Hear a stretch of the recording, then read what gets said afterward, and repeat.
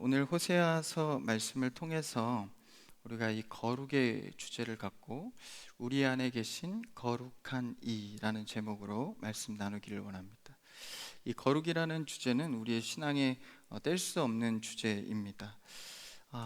이 하나님이 거룩하시기 때문에 우리에게 행하신 명령은 우리도 거룩하라라고 우리에게 당부하셨죠.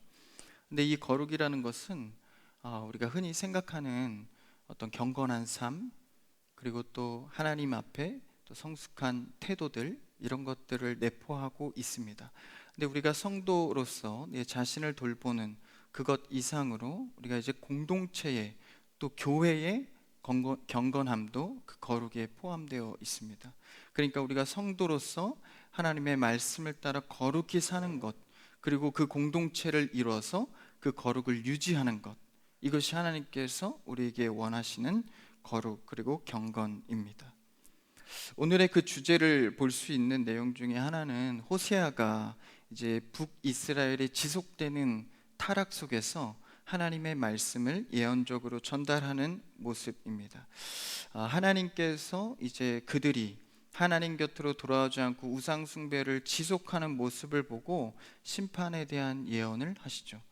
근데 이 심판이란 것은 항상 우리를 망하게 하는 데 목적이 있는 것이 아니라 돌아오게 하는 데 목적이 있습니다. 물론 돌아오지 않았기 때문에 이 예언 속에 심판이 이루어지긴 하지만 그 끝까지 계속 지속되는 마음은 하나님의 사랑의 마음입니다.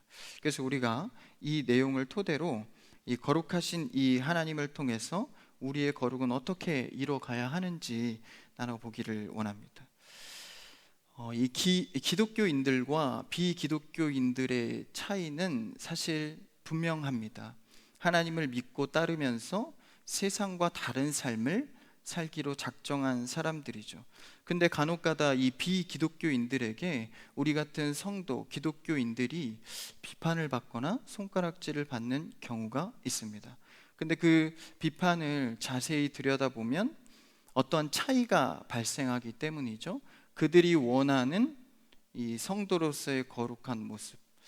근데 우리가 그것의 기대에 부응하려고 사는 건 아니지만 분명히 성경에서 말하는 거룩의 태도는 필요합니다. 근데 우리의 입술로는 우리가 거룩한 사람들이야, 거룩하게 살아야 해 라고 입 밖으로 신앙생활을 고백하지만 행함에 있어서는 그 고백과 전혀 다른 삶의 모습을 볼 때 이 비기독교인들이 그것에 대해 비판하곤 합니다. 다시 말하면 사도 바울이 강조하고 있는 행함이 없는 믿음. 행함이 없는 믿음은 헛된 것이고 심지어는 죽은 믿음이다라고 표현을 하죠. 야고보서에도 말했던 이 행함이 없는 믿음은 말씀의 적용은 잊은 채 말씀의 지식만 쌓아가고 있는 성도들을 향한 가르침이었습니다. 그러니까 내가 알고 있는 지식을 말하기는 좋아하는데 그것대로 살려는 모습의 태도는 없었다라는 것이죠. 어쩌면 우리는 신앙의 많은 지식에 입 밖으로 내는 것은 좋아하지만 사는 것은 즐겨하지 않는지 모릅니다. 또한 나는 정말 아무것도 필요 없어, 나는 주님만이면 그 기쁨이고 나의 삶이다라고 말하지만 어떤 삶의 분쟁이나 갈등이 오면 먼저 화내거나 먼저 내 감정을 드러내는, 그래서 혹은 다른 사람을 걸려 넘어지게도 하는 일들이 심심치 않게 발견되곤 합니다. 세상과 똑같은 삶을 살면서 괜히 기독교인이라는 타이틀이 있기 때문에 말로는 다른 삶을 산다고 혹은 흉내내면서 그런 척 하는 것은 비기독교인들에게 나쁜 평을 받게 합니다. 그런데 이것은 어떤 외부적인 평가에 의식하는 것 이상으로 우리 교회 안에서도 세상의 모습을 많이 발견하게 됩니다. 교회 안에서는 세상적인 일들, 갈등들이 없었으면 좋겠는데 그런 일들이 많이 발생하는 건 어색한 일들이 아닙니다. 우리가 이렇게 교회 안에서 세상의 일들을 경험하게 되는 이유는 말로는 이상의 말을 많이 하지만 육신의 문제가 그 말로 하는 고백을 따라가지 못하기 때문일 것입니다. 그렇다면 반대로 이렇게 생각해 볼 수 있죠. 그러면 우리가 말하는 것이 너무 이상적인 얘기들 아니냐, 거룩의 꿈을 꾸긴 하지만 그것이 너무 온전한 거룩이어서 우리가 이루지 못하는 것이 아닌가. 설교나 말씀은 항상 우리의 정체성과 하나님이 누구인지에 대해서 전해집니다. 이런 방향성은 늘 변한 적이 없죠. 말씀이 그렇기 때문에 우리가 이 말씀을 무엇으로든 현실로 적용하고자 노력합니다. 마음의 원의로 돼 육신이 약해서 따르지 못하는 우리의 모습을 볼 때 교회 안에서 세상적인 일들이 많이 일어나게 됩니다. 그런데 이 삶 속에서 이 말씀을 적용하는 문제는 당연히 쉽게 보여지지 않습니다. 쉽지 않다라는 것이죠. 이것을 다른 성도들의 모습을 볼 것 없이 나에게 적용해 보면 금방 드러납니다. 저 역시도 강단에서 말씀을 전하고 또 소그룹으로도 말씀을 전하는 시간을 많이 갖게 됩니다. 그렇게 강조하고 순종하라고 말하지만 정작 나의 삶의 현장을 볼 때 그 많은 것들을 적용하지 못하는 모습을 보면서 과연 내가 회중에게 강하고 자신 있게 전할 자격이 있는가 생각해 보게 됩니다. 물론 부르신 소명 가운데 나의 책임을 다하는 것이지만 내 마음의 불편함은 지우지 못합니다.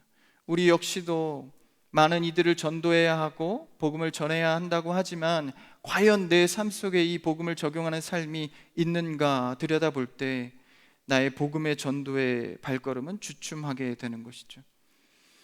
말씀의 능력이 전적으로 내 삶을 이끌기보다는 여전히 세상의 질서에 무릎 꿇는 나의 모습을 볼 때 그저 말씀의 메시지는 이상의 꿈으로 머물러 있는 것 같은 착각을 하게 됩니다. 이로 인해서 성도는 교회가 거룩하다는 확실한 모습의 선포가 어려워지고 주춤하게 됩니다. 그렇다면 이 거룩에 대한 문제를 우리가 어떻게 이룰 수 있고 어떻게 교회 안에서 보존할 수 있을까 고민하게 됩니다. 어쩌면 세상이 기대하는 거룩, 그리고 우리가 알고 있는 이해하는 거룩 모두 다 이 거룩에 대한 인식이 잘못되어 있는지 모릅니다. 비틀려져 있던 거룩이 오늘 말씀을 통해서 다시 한번 이 거룩의 기준이 세워지기를 원하는 것이죠. 이 초대교회 때도 마찬가지인데 신약을 보면 초대교회 여러 교회들이 세워지지만 특별히 고린도 교회에도 많은 갈등이 있었습니다. 바울파, 아볼로파, 베드로파, 그리스도파 4개의 파로 나눠지면서 서로 갈등하고 분쟁하고 싸웠습니다. 그리고 심지어는 그 안에 거짓 선지자들 또한 음행을 일삼는 자들도 많았습니다. 초대교회의 모습은 완벽했어야 하는데 이런 음행까지 있을 정도로 많은 자들이 현혹되고 넘어지는 모습을 봅니다. 교회의 모습은 온전히 거룩을 지키지 못했던 것이죠. 그럼에도 불구하고 그들에게 사도 바울은 편지할 때 항상 거룩한 성도라고 표현하고 있습니다.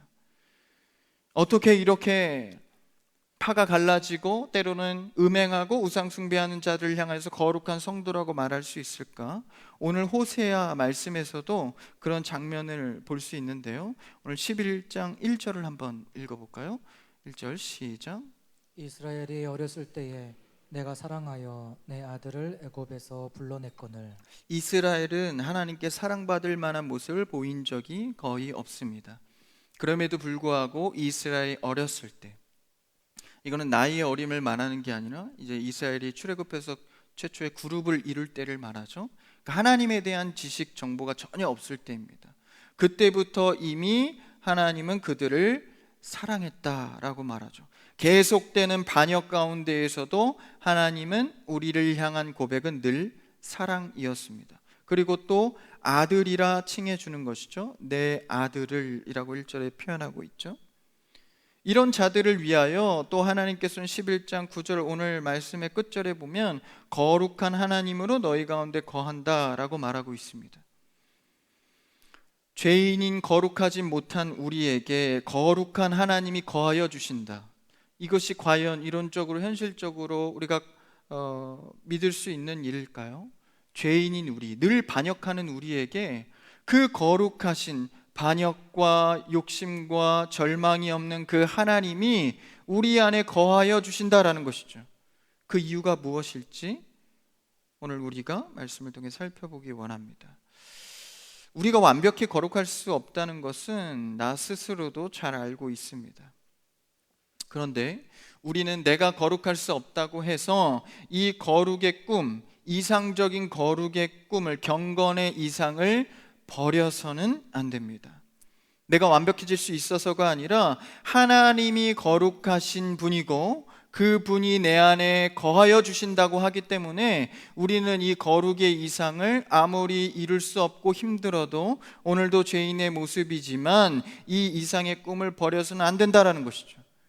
왜냐하면 거룩의 하나님이 우리 가운데 거한다라는 것은 우리를 통해서 그 거룩을 드러내신다라는 것입니다. 그러니까 우리는 이 거룩을 포기해서는 안 된다라는 것이죠. 그럼 하나님이 어떤 거룩을 갖고 계신 분인가? 이사야 6장 3절에 보면 이렇게 하나님의 본질을 표현하고 있습니다. 한번 읽어볼까요? 이사야 6장 3절입니다. 시작. 서로 불러 이르되 거룩하다 거룩하다 거룩하다 만군의 여호와여 그의 영광이 온 땅에 충만하도다 하더라. 거룩하다 거룩하다 거룩하다 세 번이나 강조하면서 만군의 여호와는 그의 영광이 온 땅에 충만하게 된다. 그러니까 하나님의 본질의 속성이 여러 가지가 있고 사랑과 믿음과 영원함과 여러 가지가 있지만 그 가운데 이 본질 거룩, 이것은 그의 영광이 온 땅 가운데 충만하게 된다라는 것이, 다시 말하면 우리 가운데 하나님의 거룩이 거하면 그것이 충만해지는 데에 목적이 있다라는 것입니다. 여러분, 우리를 통하여서 하나님의 거룩이 충만해지기를 축복합니다. 그렇기 때문에 하나님께서는 우리에게 권면하고 당부한 것이 내가 거룩하니 너희도 거룩하라 라고 당부하신 것이죠. 그러면서 이 거룩하다라고 한 표현은 이 천사들, 그러니까 이 천상의 존재, 이사야 6장 3절에 이 스랍들이 고백하고 있는 겁니다. 그러니까 천사들이 하나님을 바라보면서 거룩하다 거룩하다 거룩하다 세 번이나 표현하고 있는 것이죠. 그러면서 하나님의 임재가 너무 거룩하여서 차마 볼 수도 없는 영광을 말하고 있는데, 그 3절을 읽었지만 그 전절인 2절을 한번 읽어보면 이 스랍들이, 천사들이 이렇게 말합니다. 읽어볼까요? 시작. 스랍들이 모시고 섰는데 각기 6날개가 있어 그들로는 자기의 얼굴을 가렸고 그들로는 자기의 발을 가리었고. 그 천사들이 하나님의 거룩의 영광을 볼 수 없으니까 얼굴을 가리고 자기의 발도 가렸습니다. 그러면서 거룩하다라고 칭송할 수밖에 없는 그 거룩을 발견하게 된 것이죠. 여호와의 속성 중에 가장 중요한 이 거룩은 3번이나 반복되는 성경에서 매우 중요한 하나님의 본질입니다. 더 놀라운 것은 이 3번이나 강조하는 하나님의 본질의 표현은 거룩밖에 없습니다. 그러니까 뭐 사랑이시다 사랑이시다 이렇게 표현한 구절은 전혀 없습니다. 3번이나 강조한 것은 거룩밖에 없습니다.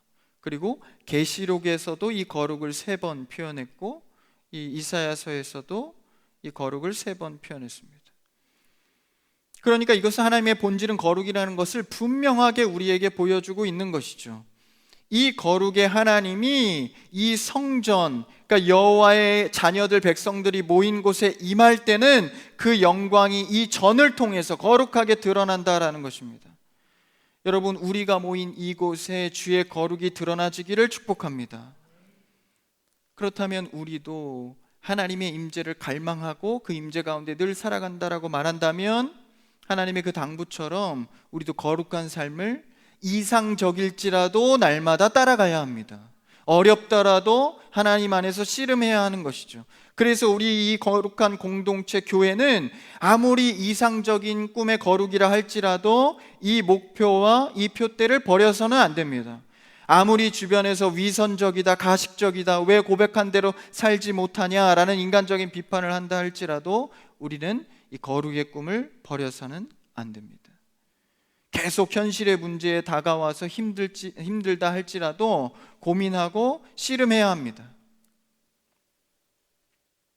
예수님은 이 문제에 대해서 서기관과 바리새인들의 거룩의 위선을 비난했죠. 그렇지만 또 한편의 말씀에서는 너희의 의가 이 서기관과 바리새인보다 더 낫지 못하면 결단코 천국에 들어가지 못한다고 강조하고 계십니다.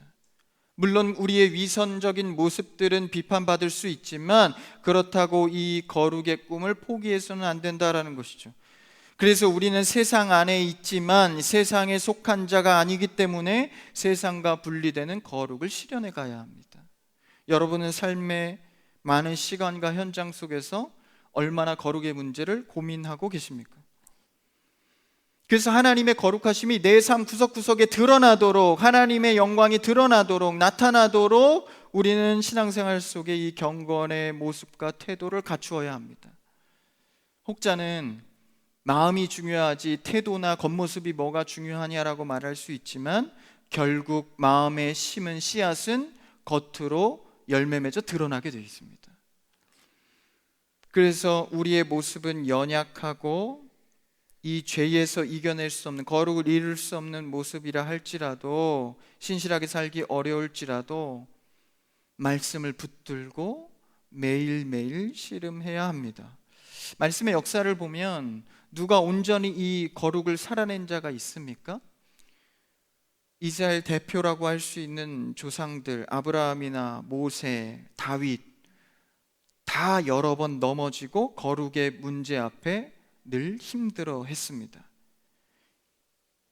이러한 자들이 우리의 모습과 다르지 않은데 연약한 우리가 모여서 심지어는 공동체인 교회를 이루었는데 이 교회의 거룩성은 또한 어떻게 유지하고 세상 앞에 논할 수 있겠는가? 사실 요즘에 교회에 사람들이 오지 않고 수평 이동만 할 뿐 새신자들이 오지 않는다라고 말할 때 여러 분석들을 내놓지만 교회가 거룩하지 못하고 사역자나 리더들의 타락을 얘기하지만 그건 벌써 10년, 20년 전의 얘기입니다. 오늘 이 시간 2024년도의 이 통계로 정확하게 보면 종교를 찾지 않는 이유, 그러니까 한국에서 종교라고 말하면 대표적인 기독교죠. 종교를 찾지 않는 객관적인 이유는요, 무관심입니다. 그러니까 전혀 관심이 없는 거예요. 내가 진리의 문제를 왜 찾아야 하는가? 당장 나의 어떤 일들, 내가 경제적인 거 책임져야 할 것들이 너무 바쁘기 때문에 종교적인 건 무관심하다라는 것입니다. 그래서 이 거룩이란 문제는 어떤 다른 사람의 빗대어 봐서 참 다른 사람에게 덕이 돼야지라는 문제로 우리가 바라봐야 할 것이 아니라 내 자신이 하나님과의 관계 속에서 어떻게 거룩을 이뤄갈까? 먼저 이 본질적인 문제로 우리는 바라봐야 합니다. 그래서 다른 요소를 다른 기독교인들이 생각하는 것 그 이전에 스스로 먼저 이 거룩의 문제를 살펴봐야 한다라는 것이죠. 성경이 말하는 이 거룩이 무엇일까? 이 거룩의 방향은 사실 우리 안에 어쩌면 굳어져 버린지 모릅니다. 그냥 죄와 구별되는 것, 분리되면 거룩한 것이다 라는 것에 너무 국한되어 있는 것 같아요. 과연 죄의 분리만이 거룩일까? 예수님께서는 우리의 죄에 대하여서 직접 찾아오셔서 사마리아인이나 혈병에 걸린 여인에게 그 부정한 것에 찾아가서 거룩을 그 죄에 덮어버리십니다. 그러니까 하나님은 거룩하신데 혼자 거룩한 것이 아니라 그 죄 가운데 찾아가서 우리 가운데 오셔서 죄를 덮는 거룩입니다. 그러니까 죄인인 우리 가운데 거하시는 거룩, 우리는 죄에 대해서 멀어지고 구별되는 것으로 끝나는 것이 아니라 죄에 나아가서 그 죄의 문제에 대해서 고민하고 씨름하는 가운데 이겨내는 거룩으로 나아가야 합니다.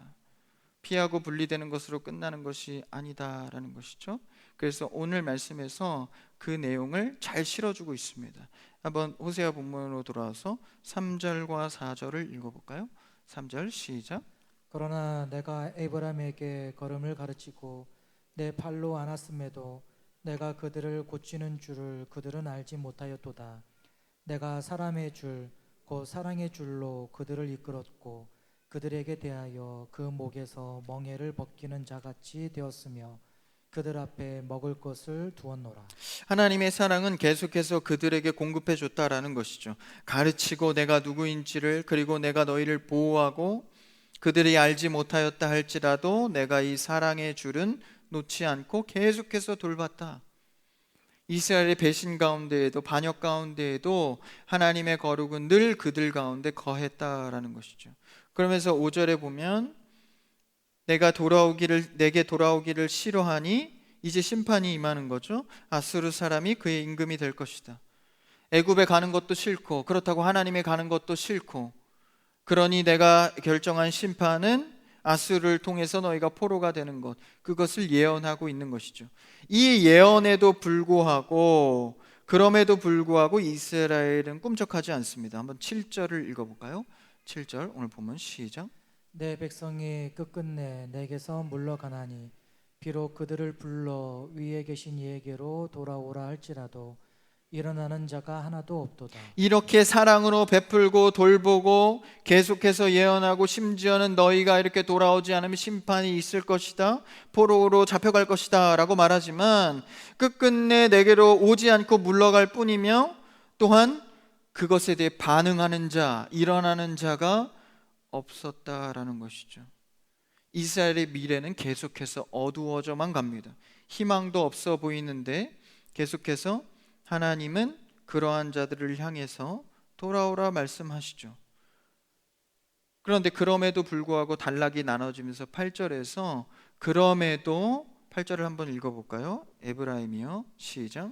에브라임이여 내가 어찌 너를 놓겠느냐, 이스라엘이여 내가 어찌 너를 버리겠느냐, 내가 어찌 너를 아드마같이 놓겠느냐, 어찌 너를 수보임같이 두겠느냐. 내 마음이 내 속에서 돌이키어 나의 국률이 온전히 불붙듯 하도다. 하나님의 마음이 정말 정확하게 표현되어 있는 중요한 8절의 말씀인데요, 그럼에도 내가 어떻게 아드마와 스보임은 이런 도시를 말합니다. 이처럼 어떻게 버리겠느냐. 이 도시는 창세기에 나오는 잘 이렇게 표현되지 않는 도시인데, 소돔과 고모라가 멸망할 때 같이 멸망했던 땅입니다. 소돔과 고모라는 이 죄악과 반역, 그러니까 하나님 앞에 참 음행했던 땅이죠. 그 땅을 하나님이 멸할 때 같이 나오는 게 이 아드마와 수보임입니다. 엎어버렸다, 멸하였다라고 표현하는데, 그 대목을 한번 원문으로 따라가서 읽어볼까요? 창세기 19장 24절에서 25절인데 앞에 있습니다. 시작. 여호와께서 하늘꽃 여호와께로부터 요한과 불을 소돔과 고모라에 비같이 내리사 그 성들과 온 들과 성에 거주하는 모든 백성과 땅에 난 것을 다 엎어 멸하셨더라. 그 성들 가운데에는 아드마와 스보임도 있었던 거죠. 근데 그것을 어떻게 했다고 표현하죠? 엎어버리셨다. 25절에 보면, 그래서 엎어버림과 같이 너희도 사실 이스라엘의 반역 가운데 엎어버려야 하는데 그렇게 엎지 않으시죠. 아들을 뒤집어 엎어 멸할 수가 없는 것입니다. 그러니까 아들을 엎지 못하니까 뭘 엎어버리시죠? 보니까 8절에 다시 본문으로 돌아와서 내 마음 속에서 돌이키어, 이 돌이키어라는 표현이 아까 창세기에서 읽었던 엎어버리셨다라는 것과 같은 단어입니다. 그러니까 하나님의 마음을 뒤엎으신 거예요. 아들을 엎지 못하니까 하나님의 마음을 엎어버려서, 이것을 뭐라고 표현하죠? 하나님의 긍휼의 불 때문에, 우리를 긍휼히 여기시는 마음이 불같이 일어나 이 마음을 엎을 수밖에 없다라는 겁니다. 여러분, 하나님의 긍휼하심은요, 우리를 멸하여야 하지만 하나님의 마음을 멸하셔서 엎어버리시는 겁니다. 그러니까 하나님께서 우리를 향한 이 거룩은 죄를 안 지면은 엎어버리고 멸하시는 것만 있는 것이 아니라 그 거룩 가운데에는 긍휼의 불도 있다라는 것이죠. 그래서 우리를 참으시고 돌아올 수 있도록 마음을 엎으셔서 우리를 돌아오게 하십니다. 그 내용을 이제 9절 뒤에서 싣고 있는데 9절을 한번 읽어볼까요? 시작. 내가 나의 맹렬한 진노를 나타내지 아니하며 내가 다시는 에브라임을 멸하지 아니하리니 이는 내가 하나님이요 사람이 아님이라. 내 가운데 있는 거룩한 이니 진노함으로 내게 임하지 아니하리라. 우리 안에 계신 이 하나님의 거룩, 이 거룩하심이 임재하는 것은 죄와 구별되어 살라는 엄하시게 다스리는 분의 거룩만 있는 것이 아니라 아버지의 마음으로 긍휼의 거룩이 있다라는 것이죠. 여러분, 이 시간 우리에게 임하시는 하나님이 긍휼의 거룩함으로 임하게 되기를 축복합니다. 우리는 하나님 앞에 거룩함으로 설 수 없습니다. 그런데 하나님의 긍휼하심의 거룩함이 우리에게 있을 때 그 거룩의 길로 우리는 다시 한번 담대히 나아갈 수 있는 것이죠. 육신의 아버지도 자녀에 대해서 그렇게 살지 말라고, 이렇게 살아야 한다고 가르치지만 아들이 그렇게 살지 못했다고 해서 아들을 버리거나 뒤집어 엎는 아비는 없습니다. 오히려 하나님의 마음과 같이 불같은 긍휼로 안아주시는 것이죠. 이 마음을 안다면, 하나님의 이 마음을 살펴볼 때 인격적으로 아버지의 긍휼을 갖고 계신 그분의 거룩은 내가 자녀이기 때문에 하나님의 긍휼이 임할 때 그럼 내가 마음대로 살아도 되겠구나, 이렇게 다짐하는 것이 아니라 하나님의 긍휼의 거룩 때문에 내가 더 하나님 앞에 거룩히 살아야겠다라는 다짐을 해야 하는 것이죠. 사실 이 하나님의 긍휼의 거룩이 인격적으로 내게 임하여지면 그렇게 살지 말라고 해도 거룩을 추구하며 살아가게 됩니다. 육신의 아비도 그러할진대 하늘의 아버지의 거룩이 내가 임하였는데 어떻게 내가 경건과 거룩의 태도를 버리며 살아갈 수 있겠습니까? 이 거룩하심 앞에 우리는 하나님의 긍휼의 거룩하심이 임하였으니 나도 거룩히 살며 이상의 꿈을 이상으로 두는 것이 아니라 그것을 쫓아 살아가는 우리가 되어야 합니다. 만약 거꾸로 생각하여 보면 우리가 거룩한 경건의 태도를 살아가지 않는 것은 어쩌면 긍휼의 거룩한 하나님을 내가 만나지 못했기 때문일지 모릅니다. 오늘 이 밤 기도할 때 하나님의 긍휼이 여러분의 기도 제목 위에 응답되어지기를 축복합니다. 단순히 그냥 어떤 기도 제목을 구하고 받는 것이 아니라 그 사연 속에 임하는 인격적인 하나님의 긍휼을 발견해야 하는 것이죠. 그럴 때 진짜 내 삶에 거룩을 이루어갈 수 있는 힘이 생기는 건 아닙니까? 이 긍휼이 없으면 우리 같은 죄인 연약한 자에게 하나님의 임재는 기대할 수 없습니다. 스랍들은 하나님의 거룩에 얼굴과 발을 가렸지만 우리는 긍휼의 거룩으로 자녀이기 때문에 다른 피조물이나 천상의 천사와 같지 않은 상속자 자녀로 삼으셨기 때문에 우리는 그 긍휼 안에 거룩하신 하나님과 함께 교제하고 만날 수 있는 것이죠. 이제 우리는 거룩을 죄의 구별로만 보는 것이 아니라 하나님의 긍휼의 마음을 볼 수 있는 신앙의 성숙이 있기를 바랍니다. 이 거룩을 어떤 죄의 구별로만 생각한 사람들이 바로 율법주의자들 아닙니까? 뭐는 해야 하고 하지 말아야 하고, 이것이 결국 거룩이라고 주장한 사람들이 이것을 지키지 않는 사람들에 대해서 평가하고 비난하기 시작했죠. 물론 이 문제가 완전히 틀린 것은 아닙니다. 왜냐하면 율법을 이루면 구원을 받을 수 있기 때문이죠. 그러나 이 땅에 율법을 이룰 자는 하나도, 의인은 하나도 없었습니다. 근데 마치 율법을 가르치는 자들이 자기가 다 지키는 것 마냥 다른 사람을 평가하고 비판했을 때 율법주의에 빠졌던 것이죠. 그렇다면 이론상으로는 긍휼의 거룩함에 하나님이 있는 건 알겠지만 이론상으로 율법의 거룩을 이루지 못하면 우리는 지옥에 가지 않습니까? 어떻게 긍휼만 바라고 있겠습니까? 율법의 거룩도 이루어야 하지 않습니까? 그래서 이 거룩의 긍휼이 이론적으로 논쟁이 없을 수 있도록 하나님께서 그리스도를 보내시어 율법을 완성하시고 죄의 삭슬을 감당하시어 우리에게 그 핏값을 주신 것이죠. 그러니까 긍휼의 거룩의 하나님은 이론적으로도 문제가 없는 게 되는 겁니다. 그러므로 우리가 하나님 앞에 자신 있게 그리스도의 이름으로 긍휼의 하나님의 거룩을 구할 수 있는 것이죠. 이 밤 기도할 때 여러분 담대하게 주의 긍휼을 구하는 여러분 되기를 축복합니다. 자신의 아들을 내어주면서까지 제2의 다른 자식, 그러니까 다시 불러온 자식 우리를 살리기 위해서 그 삭슬을 감당하셨다라는 것입니다.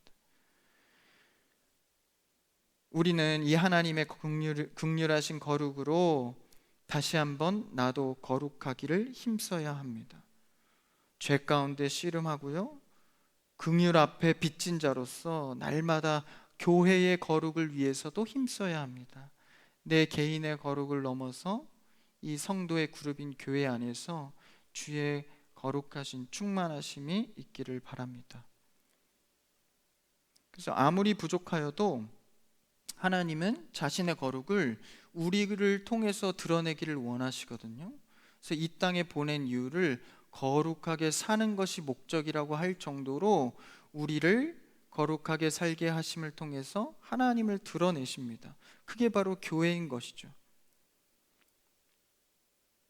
그래서 우리를 통하여 교회를 세운다는 것은 일찍이 교회가 처음 생길 때부터 예수님을 통해서 알려준 말씀입니다. 베드로가 제자들 가운데에 예수님이 이렇게 물으실 때 이런 대답을 하죠. 예수님께서 제자들에게 세례 요한이라고 나를 하고 사람들은 엘리야라 예레미야 선지자라고 하는데 너희는 나를 누구라 하느냐 할 때 베드로가 앞장서서 이렇게 고백합니다. 주는 그리스도시요 하나님의 살아계신 아들입니다. 그러니까 이 고백을 듣고 예수님께서 그것은 하나님의 하늘의 고백이다라고 하면서 그 고백 위에, 베드로의 고백 위에 교회를 세우겠다라고 말씀하시죠. 그런데 반면에 얼마 지나지 않아서 베드로가 뭐라고 말하죠? 예수님이 십자가 지고 죽어야 한다니까 주님 그것만은 내가 맡겠습니다. 그래서 예수님이 베드로에게 사탄아 내 뒤로 물러나라 라고 말씀하시죠. 그러니까 전에는 천상의 고백을 했다가 몇 분 지나지 않아서 바로 사탄의 고백을 하는 거예요. 그러면 베드로의 고백 위에 예수님이 교회를 세우시겠다고 했는데 그러면 이 사탄의 고백 위에도 세우는 것이 되지 않습니까? 맞습니다. 여러분, 베드로를 통해서 하나님께서 교회를 세울 때는 반석 위에 세우심과 동시에 이런 걸림돌, 인간의 한계의 걸림돌 위에도 세우신 것입니다. 그러니까 베드로의 이중성의 고백 위에 교회를 세우셨다라는 것이죠. 이뿐이 아닙니다. 베드로는 그 이후에도 예수님을 실제 3번이나 부인하게 됩니다. 그런데 또다시 며칠 지나고 부활의 예수님이 나타났을 때 베드로가 예수님 앞에서 예수님을 사랑한다고 고백하면서 그 사도권이 회복되어지죠. 계속 베드로는 왔다 갔다 하는데 예수님은 그 고백 위에 교회를 세우셨다라는 것입니다. 이런 이중적인 모습 앞에 어떻게 우리는 교회의 거룩을 이뤄갈 수 있을까? 그런데 여러분, 성경의 인물들을 보십시오. 누구 하나 반석 위에 정확하게 처음부터 끝까지 세워진 자는 아무도 없습니다. 때로는 거친 걸림돌이 된다 할지라도, 그가 하나님 안에서 배신한다 할지라도, 반역한다 할지라도, 우상을 섬긴다 할지라도 하나님은 끝까지 우리를 사랑으로 추적하셔서 걸림돌이 반석이 되게 하신다라는 것이죠. 그러니까 이 교회 안에는 갈등과 혼란도 있지만 동시에 반석 위에 세우시는 하나님의 거룩한 신비도 있다라는 것입니다. 그러니까 교회를 아무리 사람들이 위선적이라 비판할지라도 결국 교회 안에 있는 성도는 하나님의 거룩하심으로 반석 위에 세워진다라는 것이죠. 지금은 갈등할지라도, 걸림돌의 고백을 할지라도 하나님이 우리에게 약속하신 것은 그를 통해 교회를 세우리라. 할렐루야. 여러분, 이 교회에 발걸음한 것은 성령 하나님의 초대인 줄 믿습니다. 그 초대 앞에 결국 하나님은 사랑하는 자녀를 반석으로 세워주시기 마련인 것이죠. 그래서 우리는 성도가 성도에 대하여서 서로 기다려주고 거룩한 공동체가 되기 위해 애써야 합니다. 누군가 말을 베드로처럼 왜 저런 말을 해? 사탄의 말을 하는구나, 걸림돌의 말을 할 수는 있지만 그 자도 하나님 앞에 반석으로 세워야 할 영혼입니다. 그렇게 바라본다면 우리의 거룩은 이중적인 것이죠. 걸림돌과 반석의 공존이 되어 있는 것입니다. 그렇지만 예수님은 베드로를 향해 끝까지 기다리시고 결국 베드로는 교회를 세우고 사복음서를 넘어서 믿는 자나 또 이방인들까지 제대로 된 복음과 교회를 세워갑니다. 이 진정한 반석이 된 것이죠. 이것은 가족 같은 공동체, 우리가 하나님의 자녀로서 모였다라고 한다면 이 가정은 반석으로만 세워지는 것이 아닙니다. 그렇죠? 갈등도 있고 어려움도 있고 하늘 공동체도 걸림돌과 같은 모습들이 있지만 그 거룩 안에서 반석 위에 세워준다는 하나님의 약속을 믿고 나아가는 것이죠. 거룩과 반성의 이상을 두고 여러분 신앙생활을 포기하지 않고 걸어가는 여러분 되기를 축복합니다. 그래서 가정도 그렇잖아요. 부부가 서로 사랑해서 결혼을 했지만 늘 반석이 되어주는 것은 아닙니다. 흔들리기도 하고 걸림돌이 되기도 하죠. 아내는 남편에게, 남편은 아내에게, 또 부모는 자녀에게, 자녀는 부모에게 걸림돌이 되는 경우도 있습니다. 그러나 끝끝내 그것을 참고 견딜 때 가정은 반석이 되어져 가는 것이죠. 우리도 주의 긍휼하신 거룩함 안에서 때로는 거친 돌처럼 서로를 해방하고 방해할 수 있을지라도 참고 기다리고 그 거룩 가운데 나아가면 반석이 될 줄 믿습니다. 2주가 되었는데 2주 전에 저에게는 형이 한 명 계신데 저녁 예배 때 제 얘기를 했어요. 그래서 너무 노골적으로 해서 설교 중에 제 얘기를 하는 것은 사실 저에게는 좀 훈련된 얘기입니다. 이 아버지도 말씀을 전해서 아버지가 간혹 자녀의 얘기를 할 때면 뜨끔하지만 성도들의 예배를 방해하지 않기 위해서 아무것도 아무 타격도 없다는 듯이 표정을 짓는 것은 저에게 훈련된 일입니다. 근데 2주 전에 제 형이 설교할 때 너무 노골적으로 얘기해서 제 표정이 흔들렸습니다. 근데 이런 가정의 얘기를 하는 것은 쉬운 일은 아니죠.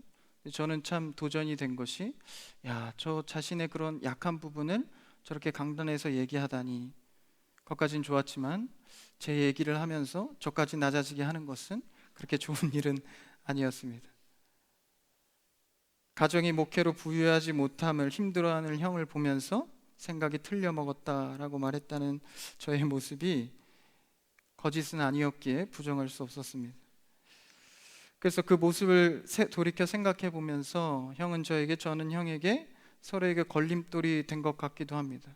그런데 하나님을 만나고 성숙해지면서 교회에서 목사님의 타이틀을 갖고 또 저는 전사라는 사역을 갖고 여러 일들을 하고 사람들과 함께 얘기하고 이런 모습들이 점점 반석 위에 세워지고 있다는 것을 느끼게 됩니다. 저도 그렇게 공감하지 못하고 생각이 틀려먹었구나 라고 말한 것처럼, 그러나 시간이 지나면서 그 걸림돌이 다른 영혼들에게 반석과 디딤돌이 되어서 영혼을 세워주는 역할을 하는 제 자신을 볼 때 부족하지만 나도 걸림돌이 아니라 반석으로 세워져 가고 있구나 생각하게 됩니다. 비단 이것은 저의 문제뿐만 아니라 여러 가정에, 그리고 이 교회에 일어나는 일들입니다.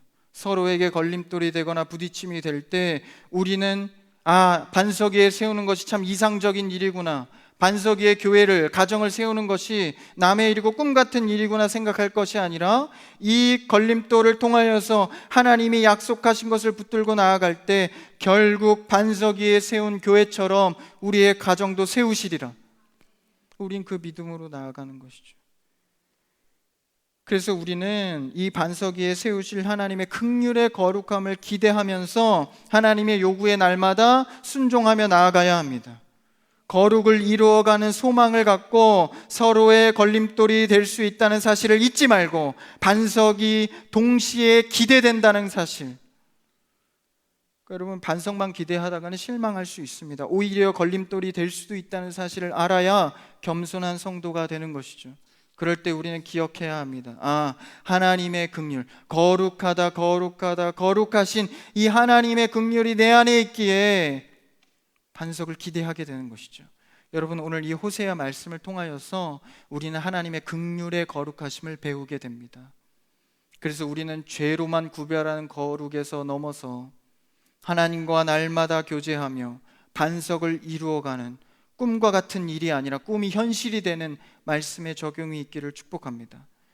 우리가 긍휼한 하나님의 거룩함의 임재를 힘입어서 거룩을 이루어가는 반석의 개인, 반석의 가정, 반석의 교회가 되기를 주님의 이름으로 축복합니다.